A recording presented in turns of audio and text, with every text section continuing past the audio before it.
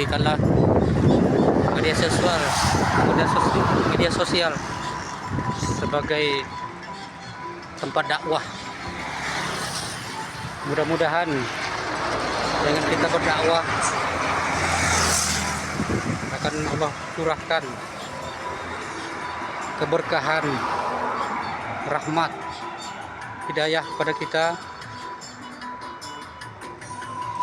supaya dijadikannya Islam ini menjadi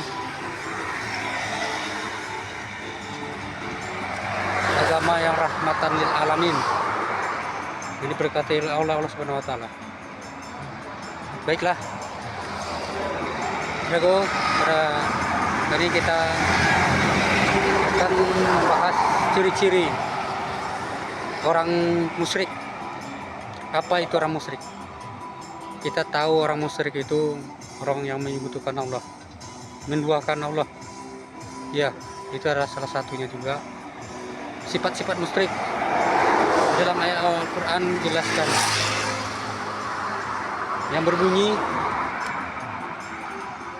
bersegeralah kamu kepada ampunan Allah yang seluas langit dan bumi, dan janganlah kamu menjadi orang-orang yang musyrik.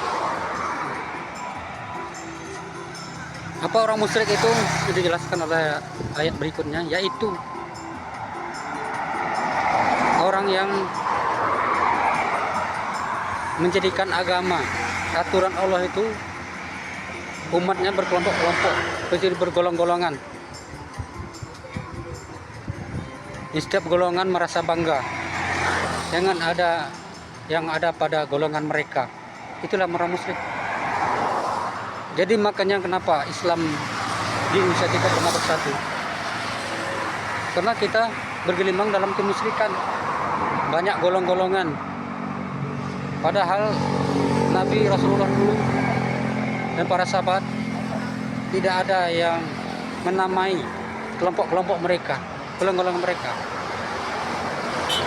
Maka dari situ sekarang makanya umat Islam yang ada di negeri kita ini kita bersatu, karena mereka menghentikan kelompoknya mereka masing-masing.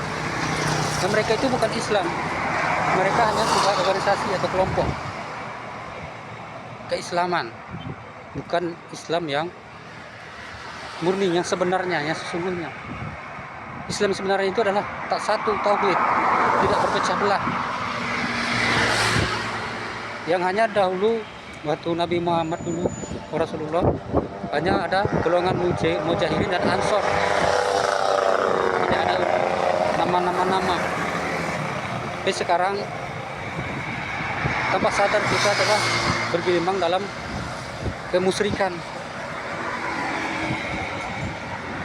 tanpa sadar. Maka dari itu kita berpikir, Allah telah menerangkan dalam Al-Quran, marilah kita berpikir apakah kita termasuk golongan orang musyrik atau tidak.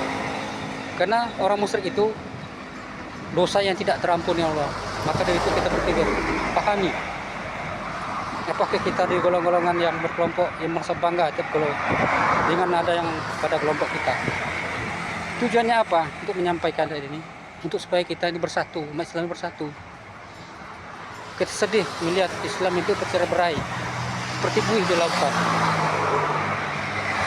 Rupanya kita ini berkelompok-kelompok mementingkan diri sendiri masing-masing.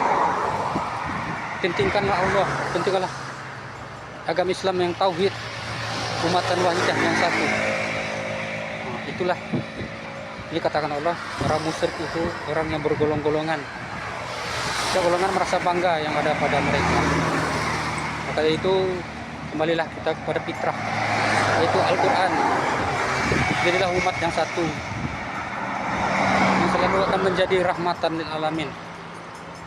Yang dulu yang kita inginkan, yang kita rindu-rindukan, menjadi Islam yang 2/3 dikuasai oleh Islam.